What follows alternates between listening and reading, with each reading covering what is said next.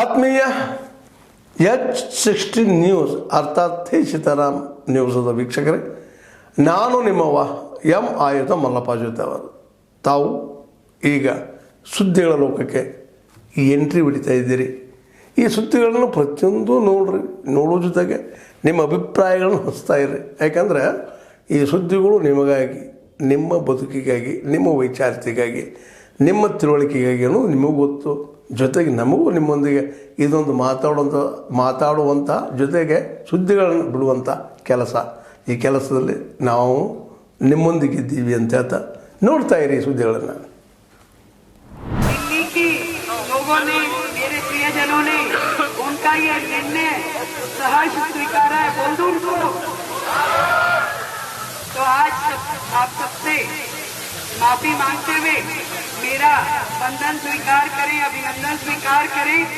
कुछ दिन की समस्या है, थोड़ा सा हमें एक दिन जो हमारा है उसका उपयोग होना चाहिए। परसों हमने शपथ ली, सेम डे हमने अपनी पहली कैबिनेट की बैठक की और उस पहली कैबिनेट में ही हमने मोदी जी का जो सपना दिल्ली के लिए है, आयुष्मान योजना, जो 10 लाख रुपए का लाभ दिल्ली के परिवारों को मिलना है, उसको अपनी कैबिनेट में अप्रूव करके, जिसे पिछली सरकार ने रोका हुआ था, उसे अप्रूव करके पहले दिन ही हमने जनता के डोमेन में डाल दिया। और फिर से कहना चाहूंगी, आज थर्ड डे है। लगातार मैं सचिवालय में अलग अलग विभागों के साथ में बैठना कर रही हूँ। एक भी दिन दिल्ली वालों का वेस्ट नहीं होने दूंगी। प्रत्येक दिन दिल्ली की जनता की सेवा में हम काम करेंगे। एक ही मिशन है मोदी जी का, विकसित दिल्ली। विकसित दिल्ली का ये सपन हम सबको मिलके संवारना है, हम सबको मिलके काम करना है। तो आप सबका आशीर्वाद, स्नेह मुझे माफ कीजिएगा। बड़ी दूर दूर से देखिए, गाजियाबाद यूपी से भी सब लोग आए हैं, हमारे मल्होत्रा अंकल भी आए हैं, आप सभी पूरी टीम यहाँ पर है।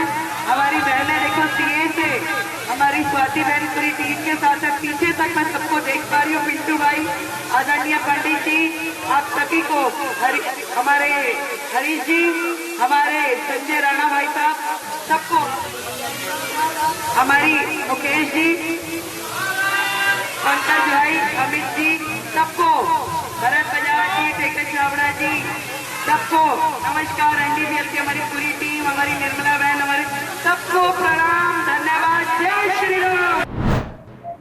ಈ ಮೊದಲನೇ ಕೇಸ್ ವಿರುದ್ಧ ಮತ್ತು ಆಪೋಸಿಟ್ ಪಾರ್ಟಿಯಿಂದ ಕೂಡ ಒಂದು ಕಾನೂನು ಕೇಸ್ ಬಂದಿದೆ. ಇದರಲ್ಲಿ ಕಾನೂನು ಕೇಸ್ ಹೇಗೆ ಬಂದಿದೆ ಅಂದರೆ, ಆ ವಿಕ್ಟಿಮ್ ಅವರು ಏನು ಮೈನರ್ ಇದ್ದಾರೆ ಮತ್ತು ಬಸ್ ಕಂಡಕ್ಟರ್ ಅವ್ರ ಜೊತೆಗೆ ಮಿಸ್ಬಿಹೇವ್ ಮಾಡಿದ್ರಂತೆ, ಹಾಗೆ ಅಲಿಗೇಷನ್ ಮಾಡಿದ್ದು. ಮತ್ತು ನಿನ್ನೆ ರಾತ್ರಿ ಮಾರಾಳ್ ಪೊಲೀಸ್ ಸ್ಟೇಷನ್ದಲ್ಲಿ ಅರೌಂಡ್ 12 o'clock ಒಂದು ಕೇಸ್ ರಿಜಿಸ್ಟರ್ ಆಗಿದೆ. ಈಗ ಮತ್ತೆ we are doing investigation and we will see ಇದರಲ್ಲಿ ಏನೇನಿದೆ ಅಂತ, ವಾಟ್ ಇಸ್ ದ ಟ್ರೂತ್. ಇದರಲ್ಲಿ ನಾವು ಎಲ್ಲ ತನಿಖೆ ಮಾಡಬೇಕು, ಏನಾಗಿದೆ, ಸತ್ಯ ಯಾವುದು ಇದೆ, ನಿಜ ಯಾವುದು ಇದೆ, ಅದೆಲ್ಲ ನಾವು ತನಿಖಾದಲ್ಲಿ ನಾವು ತಿಳ್ಕೊಂಡು and accordingly we will take action according to the ಲಾ.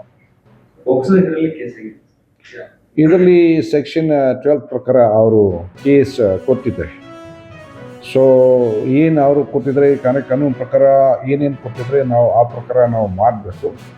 ಆದರೆ ತನಿಖಾದಲ್ಲಿ ನಮಗೆ ಕರೆಕ್ಟ್ ಮಾಹಿತಿ ನಮಗೆ ಸಿಗುತ್ತೆ. ಯಾಕಂದರೆ ಅದು ಒಂದು ಸ್ವಲ್ಪ ಹೌದು, ಇದು ಭಾಷಾ ಸಂಬಂಧಪಟ್ಟ ಸ್ವಲ್ಪ ಜಗಳ ಕ್ರಿಯೇಟ್ ಆಗಿದೆ.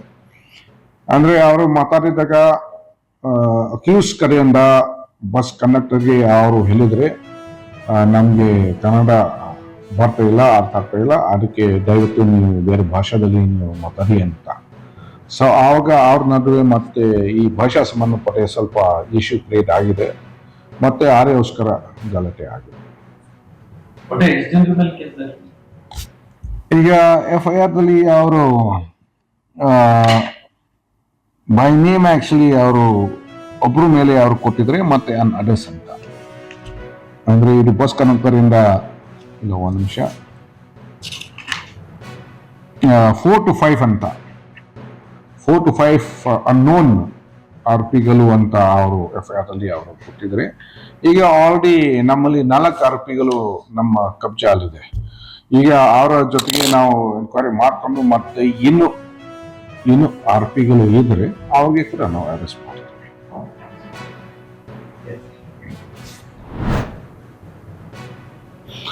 ನಿನ್ನೆ ಬಾಲಕುಂದ್ರಿದಲ್ಲಿ ಒಂದು ಘಟನೆ ಆಗಿದೆ.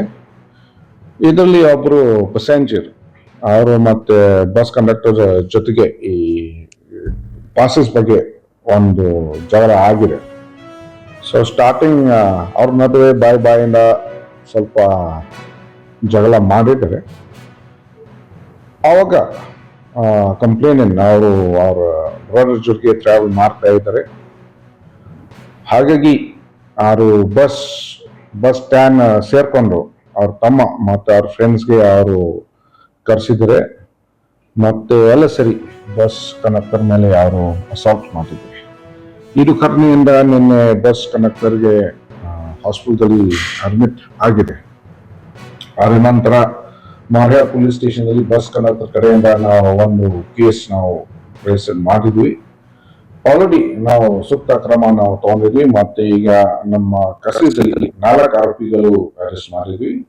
ಮತ್ತೆ ಏನು ಆದ್ಮೇಲೆ ಎಲ್ಲ ಸುದ್ದಿಗಳನ್ನು ನೋಡಿದ್ರಲ್ಲ, ಏನು ಅನಿಸ್ತು ನಿಮಗೆ? ಇದರಲ್ಲೇ ನಿಮ್ಗೆ ಲೈಕ್ ಆಗಿರ್ಬೋದು, ಡಿಸ್ಲೈಕು ಆಗಿರ್ಬೋದು, ಕಾಮೆಂಟ್ ಬೇಡಪ್ಪ ಅಂತೂ ಅನಿಸಿರ್ಬೋದು, ಕಾಮೆಂಟ್ ಮಾಡಬೇಕಪ್ಪ ಅನಿಸಿರ್ಬೋದು, ಶೇರ್ ಮಾಡಬಾರ್ದಪ್ಪ ಅನಿಸಿರ್ಬೋದು, ಅದು ಮಾಡಬೇಕು ಅನಿಸಿರ್ಬೋದು.